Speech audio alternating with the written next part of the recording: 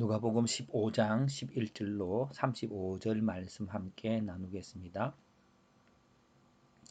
오늘은 당자의 비유입니다. 또 이르시되라고 하는 것으로 시작하기 때문에 위에 잃은 것과 얻은 것에 대해서 나누고 있어 비유로 말씀하셨습니다. 그래서 그 중심으로 잃은 자와 얻은 자라고 하는 제목으로 함께 나누고자 합니다.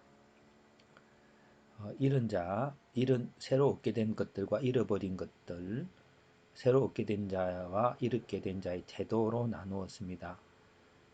새로 얻게 된 것들과 잃어버린 것들, 아버지는 둘째 아들의 존재를 얻었습니다. 제일 좋은 옷, 손에 가락지, 발에 신을 신게 된 둘째 아들의 존재가 여전히 있게 됐고요. 그러나 첫째 아들은 잃어버렸습니다. 아버지에 대한 분노, 동생에 대한 분노 있죠. 그러나 둘째는 이제 잃어버린 것과 얻게 된 게 있는데요. 특별히 얻게 된 것은 온전한 아버지였습니다. 물론 여기에서 이제 그 안전한 삶을 얻게 된 자신도 있겠죠. 아버지께 돌아옴으로. 그러나 더 중요한 것은 온전한 아버지를 발견하게 된 것입니다. 아버지가 사랑스럽고 자비와 근세와 안전함이 있는 것입니다. 원래 떠나버릴 때 생각과 다른 것이 생각을 얻게 됐지요. 또 잃어버린 것들, 그것은 이제 그 순간적으로 과거에 가족을 떠나게 되고 또 외로워야 됐고 혼자 허랑방탕하게 됐고 실패했고 그 종의 일을 하게 되고 돼지를 쳤죠. 굶주리게 되었습니다. 이런 것 잊어버려졌던 것입니다. 그러나 그것들이 다시 안전한 삶을 얻게 된 지금에 있어서는 다 상쇄가 되는 것이겠지요.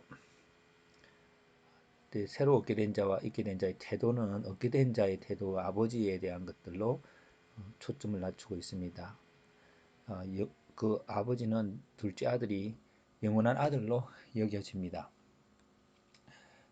그래서 여전히 반지를 끼우고 권리를 회복하고 그렇게 했습니다. 그러나 이렇게 영원한 아들로 여기지기까지는 물질보다 사람을 중시 여겼고 과거의 실패를 통해 잃어버린 것보다 과거를 통해 얻게 된 경험을 소중하게 여겼고 율법의 심판보다 자비와 용서를 하는 태도가 둘째 아들을 다시 얻게 되는 힘을 얻게 된 겁니다.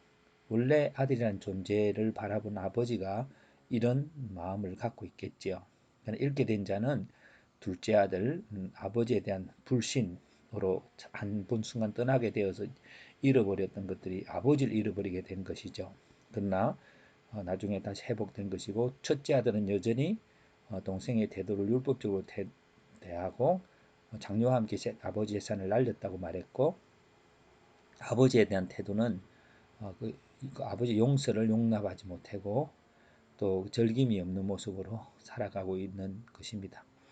오늘 한순간 우리에게 주어진 시간들, 그런 시간들을 우리가 행복하고 아름다운 얻게 되는 삶으로 갖게 되는 것은 아버지의 태도가 필요한 것 같습니다.